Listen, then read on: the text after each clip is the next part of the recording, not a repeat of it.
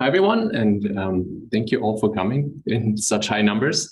As we just said, this is some research from Microsoft Azure with a pretty big group of collaborators. And specifically, I will be talking about how we kind of got some experience deploying CXL and doing the steps kind of out in the future of using CXL in public cloud platforms. So to give you a very brief introduction to kind of the public cloud setting, well, we host a lot of different workloads. So that's kind of the baseline for us. So for example, machine learning is only about 20% of our workload, and we have a lot of other stuff going on all the time. And because we mix internal and external and many different customers on the same server, everything is always virtualized. So unfortunately, what Jason just presented, we can't go out and modify the program that easily. We basically think about a VM kind of as an opaque entity. We do not inspect what's inside. We don't go and kind of try and modify that. And if you think about a platform, kind of you have two dual goals at the high level. So first of all, you really want high performance because essentially we're competing with a dedicated data center. So we want to get the same bare metal performance. And second, we need to be cost competitive, right? That's what people want to go. They go to the cloud and they actually save some costs. When we think about performance and cost, DRAM, as you've all heard and all aware, is kind of the main driver, both of performance and cost. For example, for us in the current generation of DDR5, DRAM is about half the server cost. And from a sustainability point of view, it's the vast majority of all the embedded carbon in our servers. Now, if we think about the state of cloud memory today, kind of before we move to CXL, the first observation is that we really try to get high performance, which we kind of quantify in this gold standard. So the gold standard is that a VM has all of its cores and all of its memory on the same NUMA node. So usually we use dual socket servers, but the VM sits just on one socket. And because of that, you get something like 70 to 80 nanoseconds of memory access latency. Additionally, we statically pin all of our memory. So we don't do any memory management as the platform. Because of that, there's no page faults. Again, that's for high performance and because a lot of I/O devices kind of require that. And we're pretty good at achieving that. Roughly 97% of our VMs get that guarantee. However, at the same time, we also have problems. So one of our efficiency problems is that memory gets stranded a lot. So stranding happens if there's free memory on the server, but we ran out of CPU cores. And as we schedule more and more CPU cores in our clusters, we strand more and more memory empirically. So here you can see a couple of samples. This is about 100 days and hourly snapshots that are just kind of bucketed by the scheduling fraction of CPU cores. And as you basically go to the right, you schedule more, you strand maybe 10 to 20% of memory, which is half the server cost. So that's a big loss. The third observation we have is that customers tend to over-provision memory in their VMs. So the median VM touches about half of its memory. 45% of the memory is actually untouched. Okay, so that's kind of where we start. And as you all heard here, and maybe all the other talks kind of refer to that, we all kind of are working towards using Compute Express Link, CXL, in practice. I was actually expecting Brenter to go first because he would introduce that. So I'll very, very briefly talk about that. So what CXL basically does is it allows you attach an external memory controller, I'll just call that MC in my slides, and to put some memory behind that memory controller and map it in the system page table. So just access it as normal memory, load, store, cacheable in the CPU caches. So it's basically transparent to the application. The cool thing we can do with that as a first step is that we can reuse old memory in new servers. So that you couldn't do if it were all locally attached. But now we can match different generations. DDR4 from old servers is basically free to us. And from a sustainability point of view, it's a massive improvement because we already basically manufactured that decades ago. Okay, second, as you move basically further in the future and you get the new standards of CXL, we can pool memory across hosts. I mentioned earlier the problem of stranded memory, but if you pool it, you can basically reuse that from one server to another. And we did a little evaluation of the effectiveness of pooling here. So this shows the required DRAM in a typical cluster for us on the y-axis. And on the x-axis, we basically increase the number of sockets that we can pool across.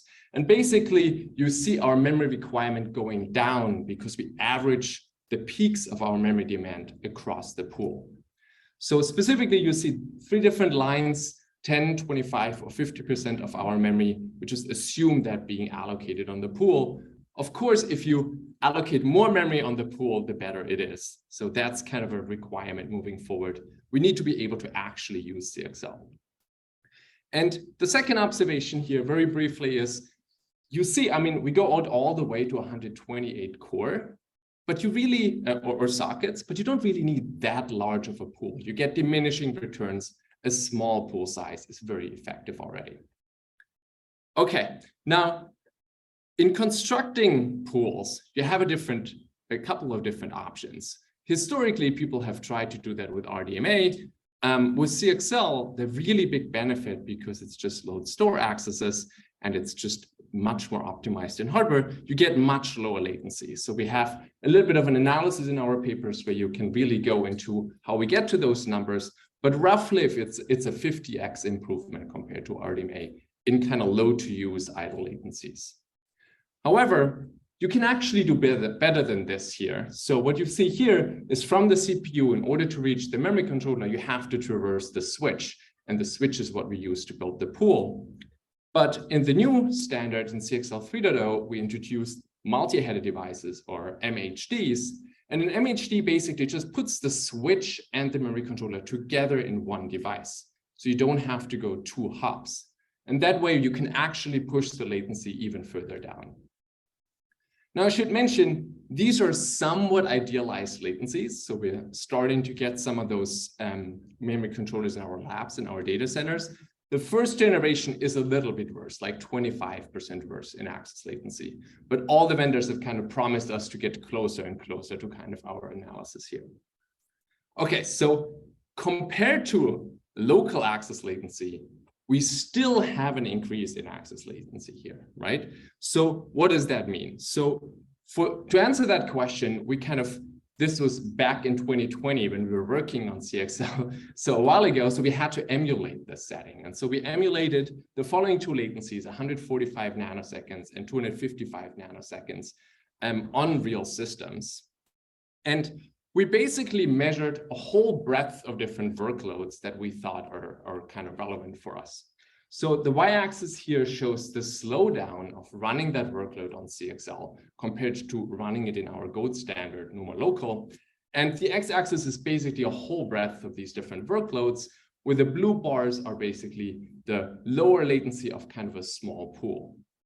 Now, what you can see here is, well, there's a lot of bars going up. There is pretty much a slowdown for a lot of workloads. So there's actually a bunch of workloads that are not compatible natively just running on CXL. However, you can also see gaps in between here. So wherever there's no bar, that means there is a workload there, just its impact is so little, it basically has no slowdown. So there are some workloads that are actually natively compatible with running on CXL.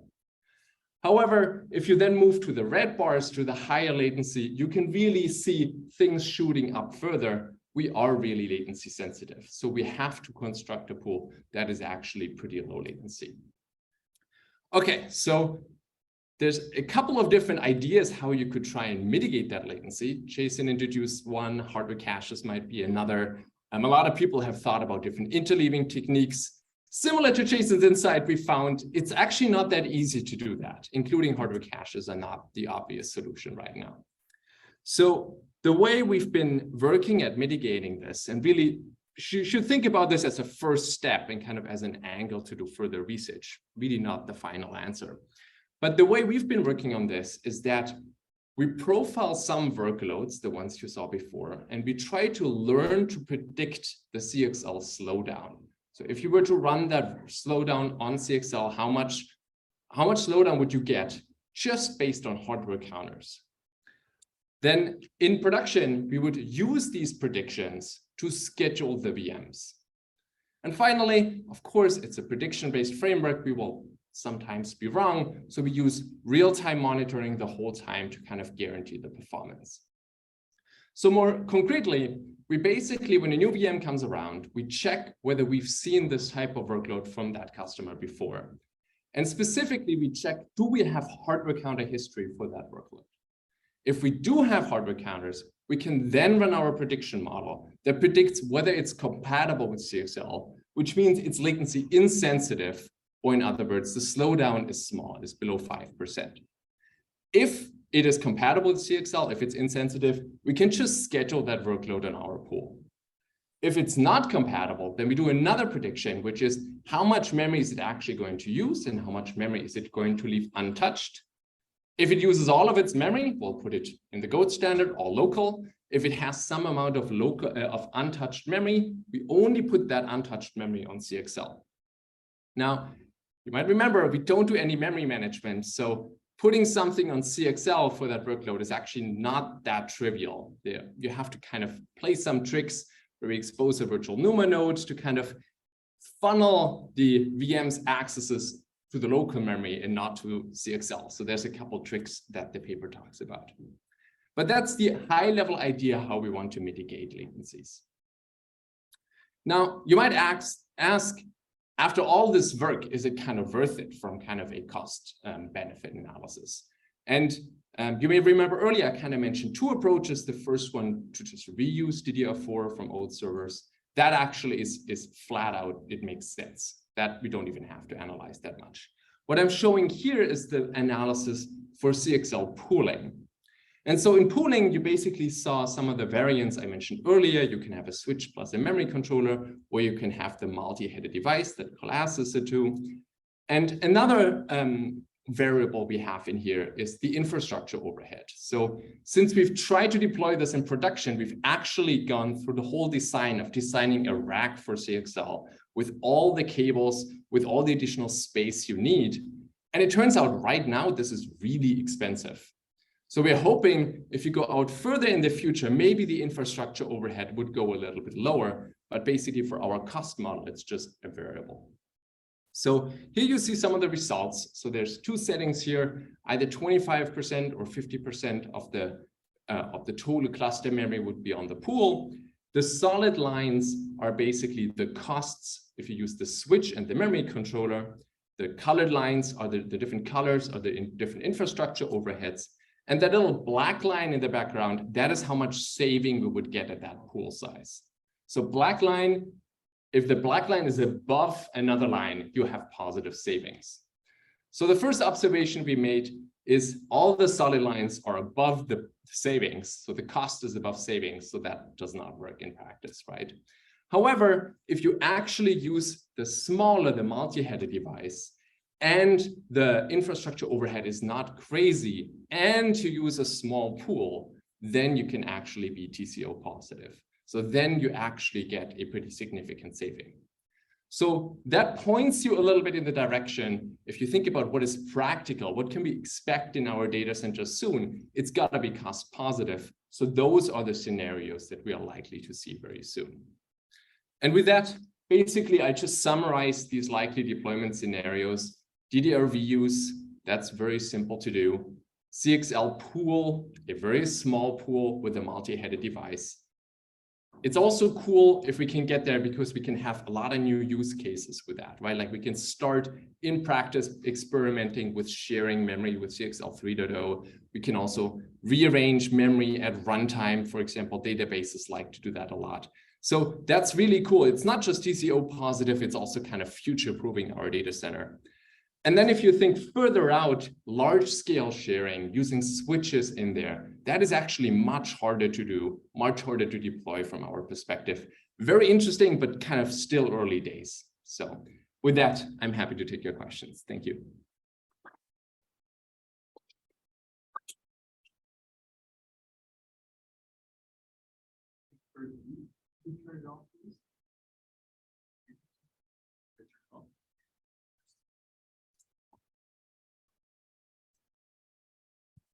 Okay, thank you.